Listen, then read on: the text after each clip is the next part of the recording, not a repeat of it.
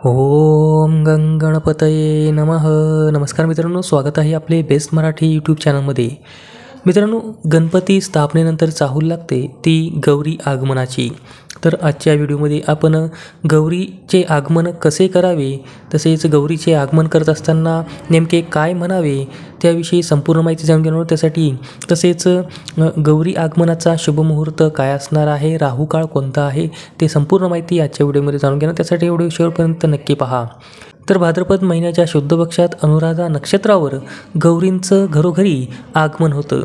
प्रत्येकजण कुळाचाराप्रमाणे गौरी स्थापना करतात व मनोभावे 3 दिवस गौरींचं पूजन करतात. चला तर मग सर्वात अगोदर गौरी आगमन, गौरी आवाहनाचा शुभमुहूर्त काय असणार आहे ते जाणून घेऊया. तर गौरी आवाहनाचा शुभमुहूर्त असणार आहे 10 सप्टेंबर रोजी सूर्योदयापासून ते सायंकाळी 6:41 हा मुहूर्त असणार आहे. याच दरम्यान आपल्याला गौरीचं आवाहन व आगमन करायचं आहे. तसेच गौरींचं आगमन हे अनुराधा नक्षत्रामध्ये होत असतं. तर अनुराधा नक्षत्र कधी प्रारंभ होते ते पाहू. तर 9 सप्टेंबर रोजी अनुराधा नक्षत्र प्रारंभ होतं सायंकाळी 6:04 आणि समाप्ती होते 10 सप्टेंबर रात्री 8:04. आता जाणून घेऊया की 10 सप्टेंबर रोजी गौरींचं आवाहन व आगमन होणार आहे. तर त्या दिवशीचा जो राहू काळ आहे तो आपल्याला माहीत असणे गरजेचं आहे. तर राहू काळ असणार आहे 10 सप्टेंबर रोजी दुपारी 3:13 ते 4:36 या दरम्यान 1 तास 23 मिनिटाचा राहू काळ असे.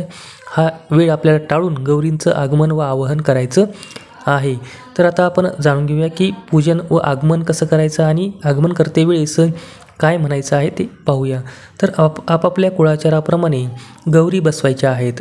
त्यामध्ये पहिल्या दिवशी घरातील तुळशीपासून पावलांनी डोक्यावर गौरीचे आगमन होते आणि आणत असताना घरातील प्रमुख व्यक्तीने म्हणायचं आहे गौरी आली, आणि दुसऱ्यानं म्हणायचं की सोन्याच्या पावली, गौरी आली चांदीच्या पावली, गौरी आली गाई वासराच्या पावली, तिसऱ्यानं म्हणायचं गौरी आली पुत्रपौत्रांच्या पावली. अशा पद्धतीने म्हणत आपल्याला गौरीचं तुळशीपासून घरापर्यंत आगमन करायचं आहे. दारावर आल्यानंतर ज्याच्या हातात गौरी असतील, गौरीचे अशा प्रकारे माहेरवासिनीसारखे स्वागत केल्यानंतर जिच्या हातात गौरी असतील त्या स्त्रीचे पाय दुधाने व पाण्याने धुवायचे आहेत. त्या स्त्रीच्या पायावर कुंकवाने स्वस्तिक काढायचं आहे आणि मग घराच्या दरवाजापासून ते जिथे आपल्याला गौरी बसवायच्या आहेत त्या जागेपर्यंत लक्ष्मीच्या पायांचे ठसे उमटवत गौरीचे मुखवट्याचे आगमन करायचे आहे. त्यावेळी आगमन होत असताना ताट चमच्याने किंवा घंटी वाजून त्यांचं स्वागत करायचं आहे. ज्याच्या त्याच्या कुळाचाराप्रमाणे आपण हे विधी करायचे आहे. त्यानंतर कुळाचाराप्रमाणे गौरींचा मुखवटा पूजास्थळी आपण चढवायचा आहे. नंतर त्या मूर्तीला साडी नेसवायची आहे, दागदागिने घालायचे आहेत.